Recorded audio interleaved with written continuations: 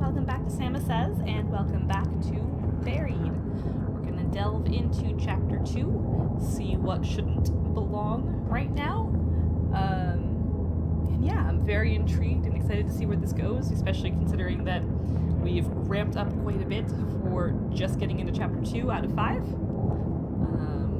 So let's see what creepiness is in store this time around.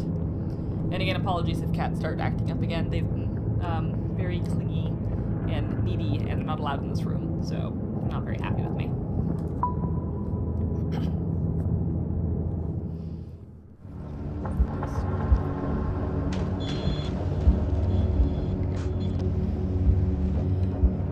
We're standing on the thin platform of what looks like a fancy subway.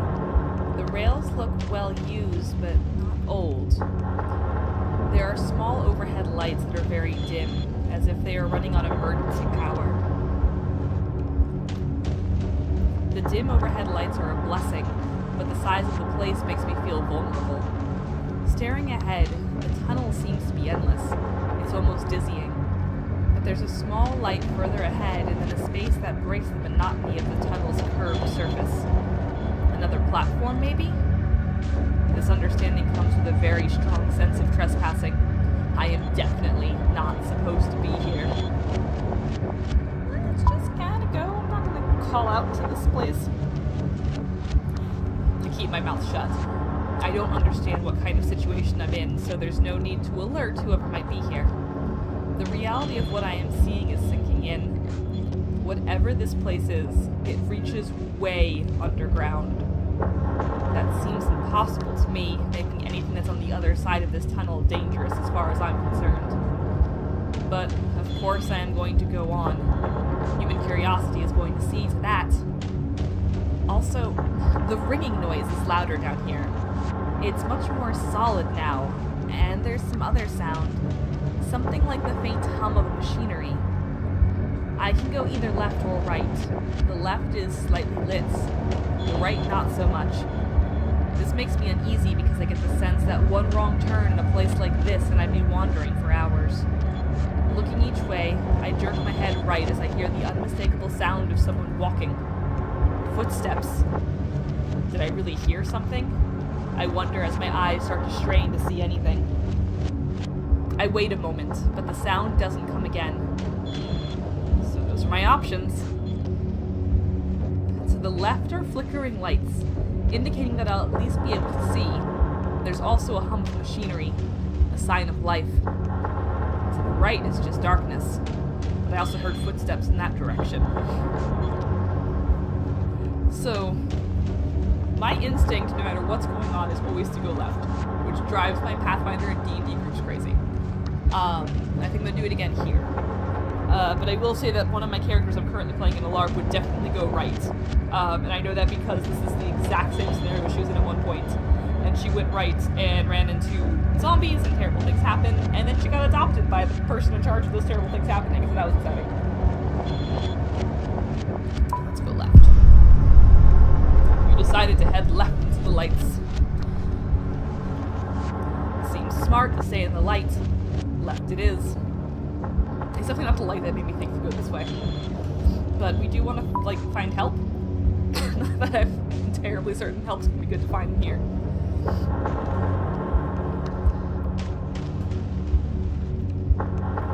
As I head left, the lights ahead are like a beacon in the dark, luring me forward. I wonder if it's a good or bad thing that they left the lights on for me. I think to myself. I'm trying to be funny, but end up creeping myself out instead. As I near the lights, I hear the hum of machinery grow louder, but it doesn't sound like any machine I've ever heard before. Now fully stepping into the light, I hear that the sounds of machinery are coming from an area on the left side that is protected by a guardrail. Wisps of bright blue light dance on the walls as they leak out from whatever is below. I also notice a posted sign that says, "Danger, severe radiation poisoning." Oh, that's good. Yay.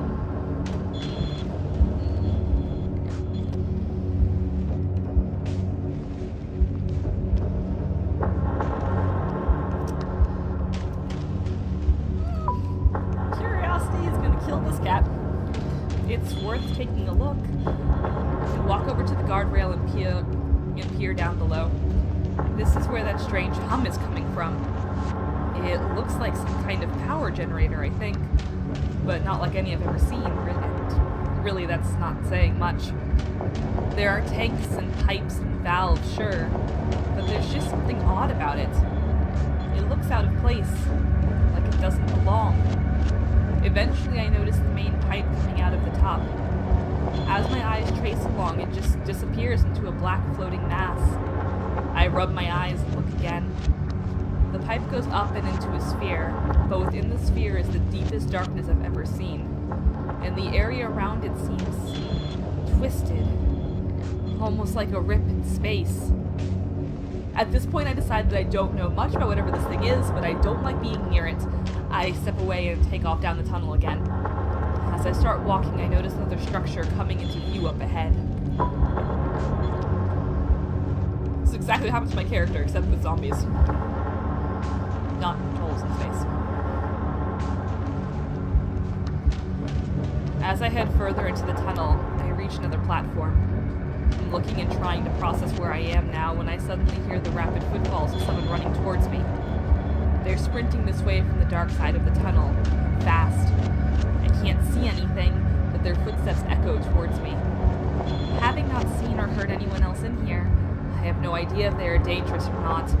I realize I only have a few seconds before they'll be on top of me. I'd hide but not attack, so I figure I might as well greet them like a civilized human being. There would be a better chance of getting answers that way.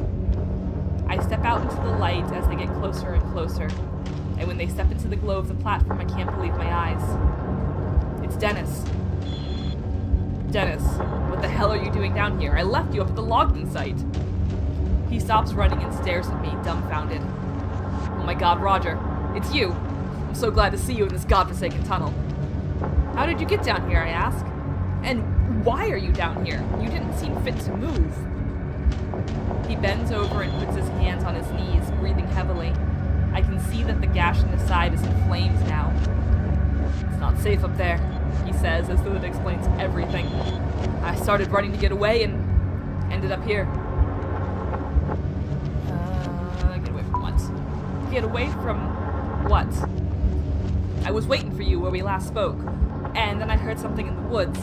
At first I thought it was a car radio, some crackling static, but it was much louder, like some kind of demon. It got louder and louder and freaked me out. I just started running. I fell into some weird kind of sinkhole. The damn ground just fell out from under me. I ended up in this weird hallway that led me to this tunnel. He pauses as if evaluating whether what he's just said is crazy or not. Well, you're here now. Honestly, I'm glad to see you, I say. What do you say we check out this platform and see if we can get some answers? There's lights coming from the platform, but like the overhead lights, they are dim, red emergency lights. I start to wonder if the explosion at the logging site caused a power outage in this place. Whatever this place is. The ringing noise that I originally thought was in my head is getting louder. I'm starting to think it's some sort of alarm. When we come to the large open area ahead in the tunnel, it further resembles a subway station. As much as I try to ignore the reality, it's undeniable. We have stumbled into some sort of high-tech transportation system that is buried beneath the forests of Kentucky. It makes absolutely no sense and creates an entirely new sort of fear as to what the hell we have walked into. I notice that Dennis seems confident, though. When we reach the large opening, we have to climb over the rails and up onto the platform. I have to help Dennis over the rails and then up the small utility ladder that is bolted into the opposite side of the travelway. When he reaches the large open area resembling a subway waiting area, he collapses on the floor and lets out a heaving breath. You know what? Dennis says, exasperated. This is ridiculous. I quit. I'm not going any further. On top of worrying about my crew and the madness of wherever we are, I'm not in the mood for Dennis to act like a baby. And we're gonna pause for half a second and mute Facebook. Sorry about that dinging noise. Making sure that it's not... Okay. I'm also getting ready to stream, so making sure my fellow streamers were not ready for me. I should not have clapped my hands by the microphone. I apologize.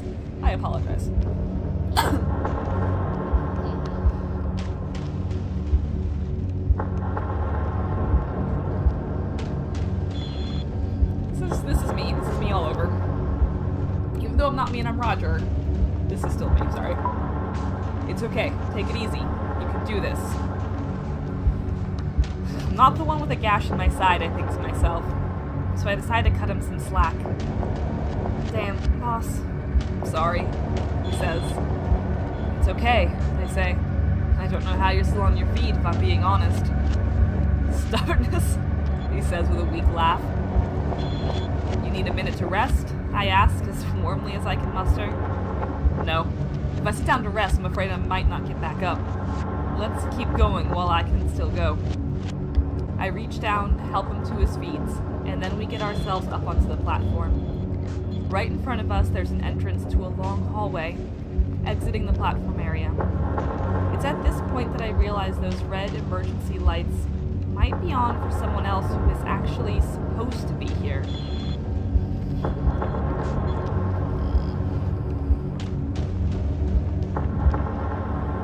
Let's try and find some help.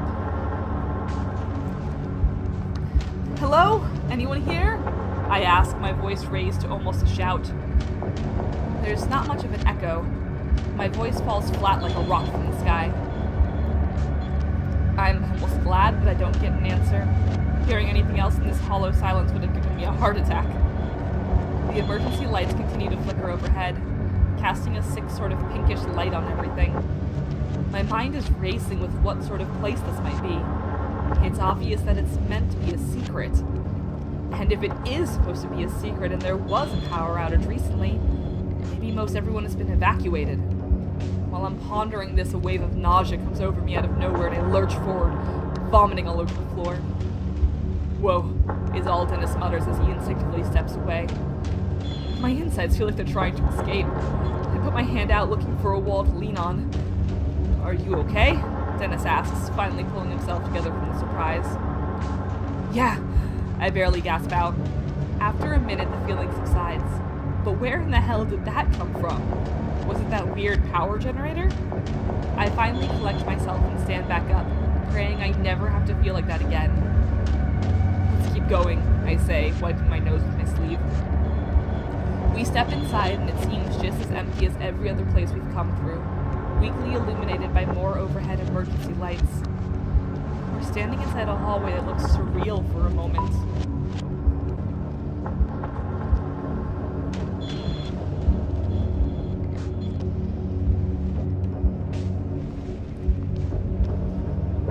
The hallway reminds me of a hospital wing, but there's something not quite right about it. It's the first clean and tidy area I've seen since coming to in the woods. It looks like it was recently in use despite the dim emergency lights overhead. There are chairs against the walls and the floor looks well cleaned, as do the walls. The ringing noise is definitely coming from here, and a small flashing red light along the ceiling seems to flash along with it. That ringing noise is an alarm, I say, if only to confirm my own thoughts. But for what? Dennis asks. And then he asks the question that's been on my mind since I found the little building in the woods. What the hell is this place? We exchange a look that speaks volumes. We reach the end of the hallway and hear a sound like a large metallic grinding. This is followed by a clicking noise and then the unmistakable noise of a generator kicking on.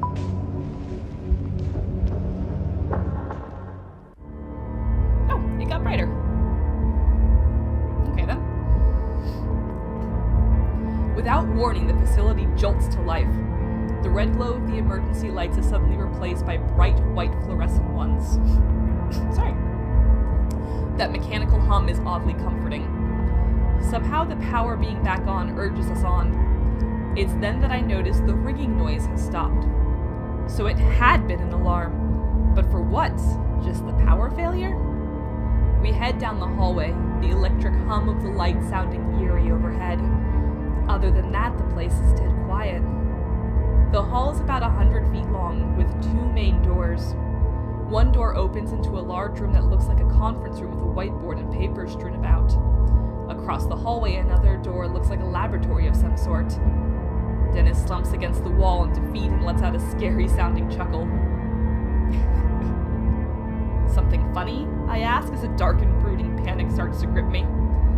Dennis just keeps chuckling as he slides down to the floor. I'm just gonna sit here while you look around, he says. There's a look in his eyes that reminds me far too much of a dead animal on the side of the road. Oh.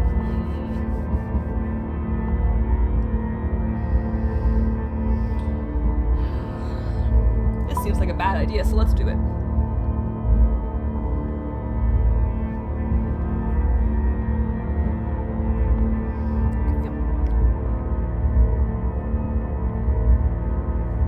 Walking inside, I see small vials and glass containers held in a clear glass case. Everything is either glass or silver, and I instantly feel like I am dirtying the place up. I notice several test tubes in glass cases, as well as some sort of tube system that seems to have a clear fluid trapped inside of it. In the back corner, I find a laptop in screensaver mode. Laptop, definitely. I hit enter and a plain gray background pops up. There are several icons and folders to choose from. I click on a folder labeled Test 1.5 Ethos. A few documents are filled with formulas and names I mostly don't understand. But there are some things that are easy to understand. Things that make my blood go cold. Subject number 6. Cause of death, embolism, or aneurysm. Or both. Ideas for new delivery mode. Spherical, liquid, induce comatose state first.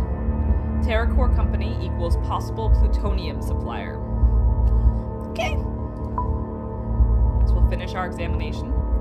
I can't help but check out the test tubes. They're all filled with varying green and light blue fluids. One of them looks to have some sort of glowing dirt resting in the bottom of it. Another holds what looks like a grasshopper submerged in liquid. Only it's the strangest grasshopper I've ever seen. At first it looks like it's expanding and contracting, like a blowfish. Then it contracts so much that it vanishes completely. As I look closer, it springs back into existence in a completely different test tube, and I'm embarrassed when I actually jump back. I take another look around the lab, trying to piece together what might have been taking place here. I smell some sort of chemical in the air, and it makes me think that someone has used this lab recently. Outside in the hallway, I hear Dennis grunting. I head out of the room to see him still seated on the floor. But I don't get very far, because as I exit, a man comes rushing around the corner with an automatic rifle in his hand. Back in the hallway. This reminds me of, like Japanese DVD story games, like Phantom Inferno. Maybe I'll do something with that. It's hard to look beyond his rifle, but the man carrying it is young, with messy, dark hair. His skin is so pale that I wonder if maybe he lives down here. He has the look of a guy who's been cooped up for a little too long. He doesn't seem like the kind of person I'd trust with a gun in a stressful situation. As he sees us in the doorway, he screams and brings the gun up. It is aimed directly at my head. How good it is. Don't attack, bad idea. I put my hands in the air, surprised at how natural it feels to go into the surrendered state. Maybe it's because this feels like a dream. Maybe it's because I feel like I'll snap awake if the maniac pulls the trigger.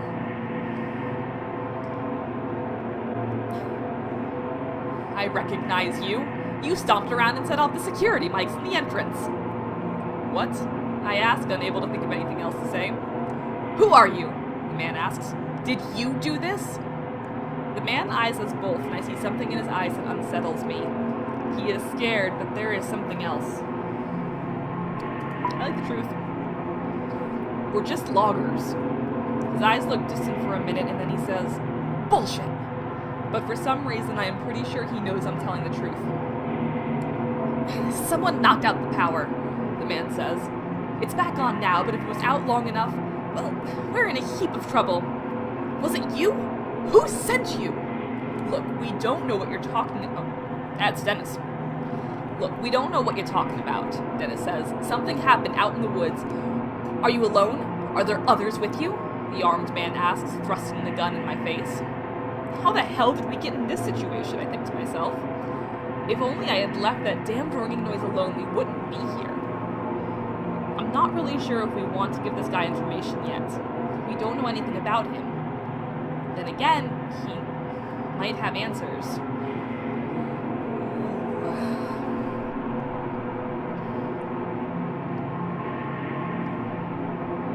If he felt like we were telling the truth before, and I think he's just freaked out, it might be best to let him know we're looking for our crew.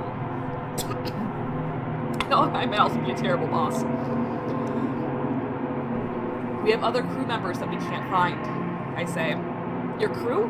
He asks, seeming confused. If this man thinks that we're nuts, there's no telling what he might do. But the fact that he looks a little crazy himself makes the situation even hairier. But how'd you get in here? The man asks. I point down the hall towards the subway. We came in that way. The doors weren't locked. The man's expression calms a bit, but I am still very aware of the gun that is leveled less than a foot away from my face. To add to the stress of the moment, another bout of nausea starts to bubble up inside of me, making me dizzy. Maybe going so close to that radioactive machine in the tunnel wasn't such a good idea after all. It takes all I have to not puke and to stay focused on the muzzle in front of me. So keep being calm. Please put the gun down. So I calmly ask the man to back down. The only way I'm putting this rifle down is after I've blown your brains out, the man says. With that, he sticks the muzzle of the gun in my face. It's a childish move, a playground tactic at best, but it's sufficient to show me that he knows he's in control now. He then levels the rifle at Dennis, and I can only assume it's because his wounds make him appear to be the weaker of us. The man takes a shaky step forward. Dennis looks back and forth between the barrel of the gun and me, his eyes pleading for help. See, some of these are really easy to make the decision. Step between Dennis and the gun. You step between the gun and Dennis. I'm pretty sure most people would do that too. Before I'm fully aware of what I'm doing, I step out in front of Dennis. The barrel of the rifle is nearly touching my chest now. Both Dennis and the man seem a little confused at my action, and I do my best to swallow down my fear. I don't know what's going on here, I say, but we are here by mistake. Well, you have no business here, the man says, but now that power is on, I think you might be too late anyway. For what? I ask, but he doesn't answer me. Instead, he steps forward and actually pushes me backward with the end of his rifle. The man then repeats a question he asked before, one that makes no sense and honestly makes me think he might be a little crazy. I thought he was crazy before. Oh well. Who sent you? He asked. You assholes from the Pentagon? I'm not quite sure how to take this question. Is this guy joking? I'm not going to joke with this guy.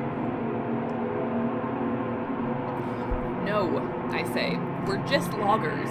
Something blew up and my friend got hurt. We're looking for the rest of our crew. Likely story, the man says, but I see a flicker of recognition in his face that makes me think he might believe me. Still, his grip on the gun is as tight as ever. The look on his face makes me think he'll shoot at any moment. You both just stand still, he says. Sooner or later, someone will come along and I'll turn you over. He again thrusts the gun forward, as if it has an invisible bayonet on it. There's no need for that, I tell him. I have no guarantee that he won't pull that trigger. Look, Dennis says, we don't want any trouble. We're just as confused as you are. Then, in a movement so fast that I just about miss it, Dennis lunges forward. I have no idea how he is moving so fast. Just 30 seconds ago I was worried about how close to death he looked. But now he's moving lightning fast, his left arm coming down on the barrel of the gun like a club. In the commotion, the man does pull the trigger. The booming noise is deafening, and there is a moment where I think I've been hit. It takes the clanging noise of the round tearing into the floor at my feet to help me realize that I have not been shot. I look to the floor and see where the shot missed my right leg by less than 3 inches. I'm paralyzed, in shock for a moment as Dennis and the man fight over possession of the rifle. There's a fire extinguisher on the wall I could use as a bludgeon, but I might not have enough time to grab it before Dennis is overpowered. We're loggers, right? We'd have a pretty good punch. Dennis has the man pinned to the floor, but that isn't strong enough to keep him down. As I fall to the floor to help, the barrel of the rifle swings right in front of my face, a reminder of how close I had come to being shot. On my knees now, I deliver a hard, stiff punch to the man's face. I don't punch someone often. Never really. I'm not usually the brawling type. Still, it is apparently effective. The man's head snaps back and his grip on the gun loosens. Dennis grabs the gun and falls to the floor, clearly winded and in pain. Our attacker is immobilized and I can feel a shift in the situation. Yet, although he is basically harmless now, I feel the need to pummel him, a desire that builds with each second I look at him. Do it! Do it! Do it! Do it! I took it easy on the man. He's definitely out now. No threat. Or at least that's what I think. I guess I should have punched him. But he surprises me by mustering up one more swift kick in my direction, connecting with my forehead. My eyelid swells to the size of a grape almost immediately. It seems like this last attack is more to spite me than to defend himself. I stumble back and ready myself for another round of blows, but he just slouches onto the floor. He's done. Dennis instantly hands the rifle over to me and I take it with shaking hands. I can't believe you stepped between me and that gun, Dennis says. Could have killed you. I was pretty sure he wouldn't, I say, though I had known no such thing. Still, thanks, man. That was some heroic stuff. You would have done the same, right? Dennis says nothing. His eyes look to the floor.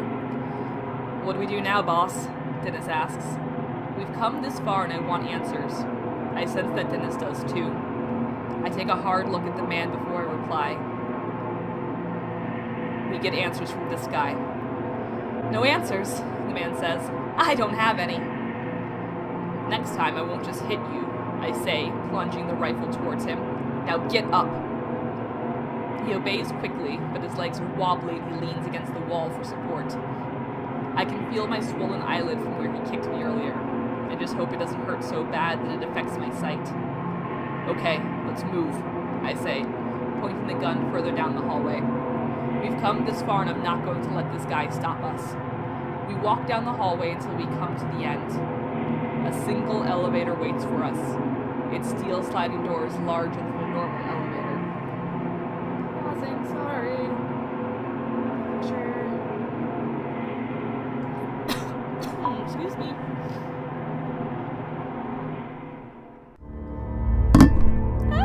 Sorry about the noise.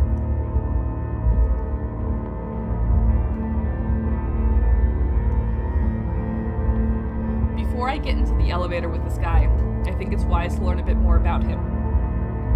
I can tell it's making him uncomfortable for me to have the gun. What's your name? I ask. Marcus. And you work here? It's clear that he doesn't want to answer, but he gives a little nod. We're looking for the rest of our crew. Any idea where they might be? I ask. No, he says curtly, not bothering to elaborate. There's got to be some useful info we can get out of this guy. I just need to know how to dig for it. I need a first aid kit for my friend here, I say. Where might I find one? Down on the second floor, he says. But we can't go down there. Seems like a weird way of phrasing it. We are going down there, okay? He looks at me like I'm an idiot. You must be aware you're inside of a classified government facility, he says. It makes sense, but I want to doubt it. Well, I'm sure our government would want you to help save my friend, so take me to the first aid kit. I can't, he says. You don't have clearance. Hell, I barely have clearance. Then, seemingly to himself, he mutters, I make this place run, and not even a thank you. There's a bunch of restricted access rooms that I'm only allowed to go into with a frickin' chaperone. I interrupt his monologue. We're going to that first aid kit. I could lose my job, he says. I wonder for a moment what sort of trouble I could get in for hitting a government employee. This makes me glad I took it easy on him. Then again, he had come at us with a rifle. It makes me think that things have gone terribly wrong in this place. And the explosion in the woods, or whatever the hell had happened, might be linked to it at all. Might be linked to it all. I need to convince him to take us to the second floor. But I'm not sure if it would be more productive to threaten him or ask for sympathy.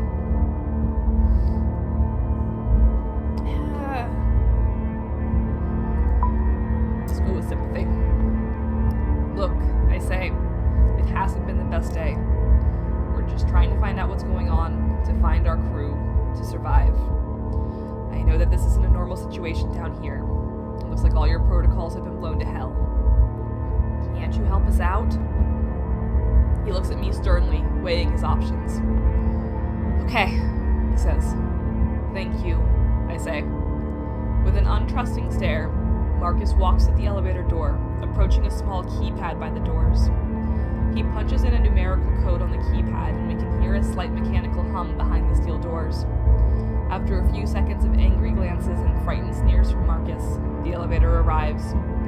The steel doors slide open with a whisper, revealing the interior.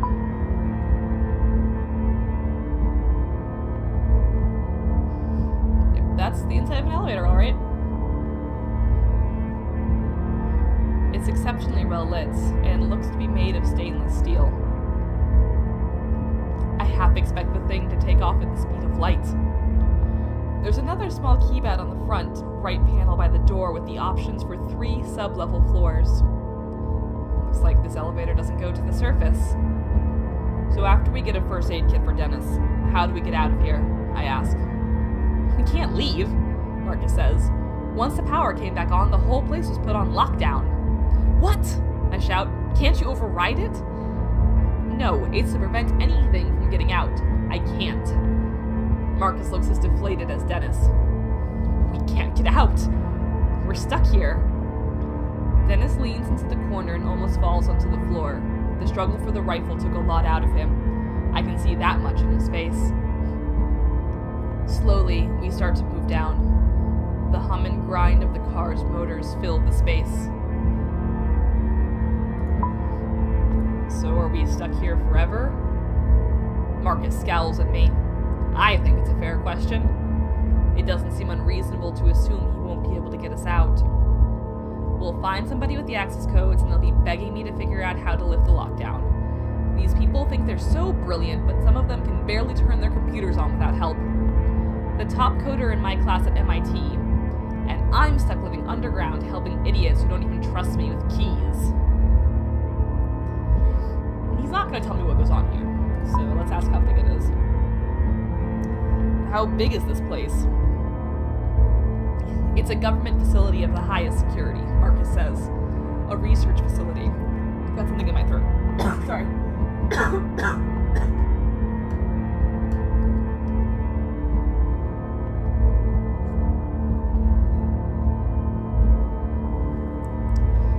It goes 4 stories underground, and quite frankly, it scares the piss out of me that you two got in here so easily.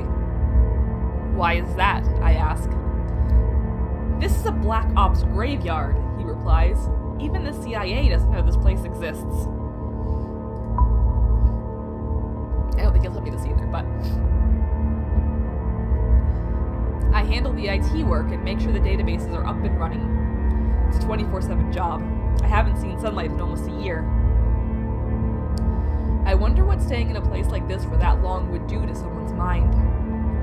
I was recruited, he continues. Because of the workload, no one else wants this job.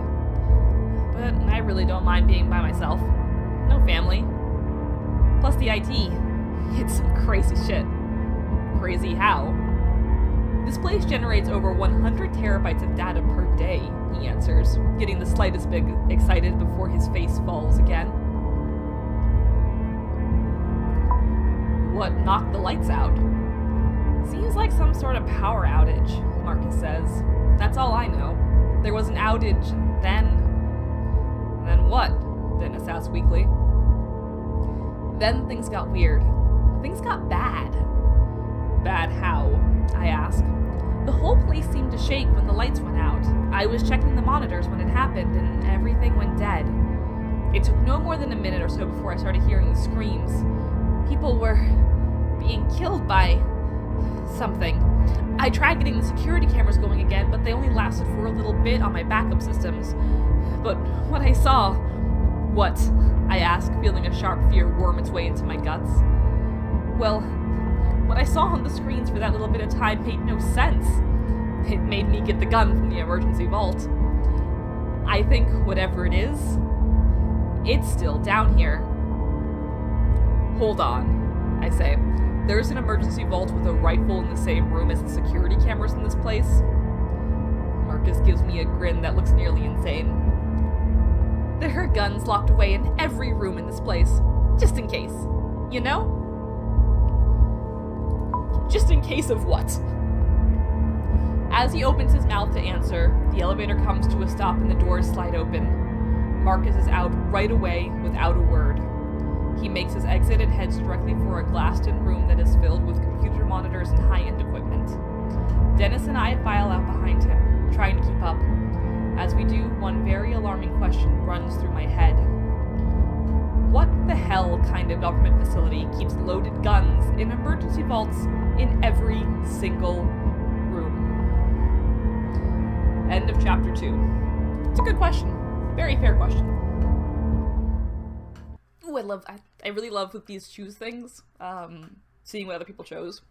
Love playing Life is Strange because of it. You and 61% of players ignored the warning sign and looked at the glowing reactor. Makes sense. Yep. Oh, I almost assumed that would have been a higher number. 64% of other players stepped in front of Dennis to protect him from Marcus. You and 65% of players were easy on Marcus after he surrendered, so I was in the majority for all of these things. It just seems like the kind of thing you'd want to do. Okay. Well, that does it for another episode of Buried. I hope you are still enjoying it. I apologize for all the coughing. I'm pretty sure the last vlog I made too, I was all like, I'm sorry for the clicking, I'm sick.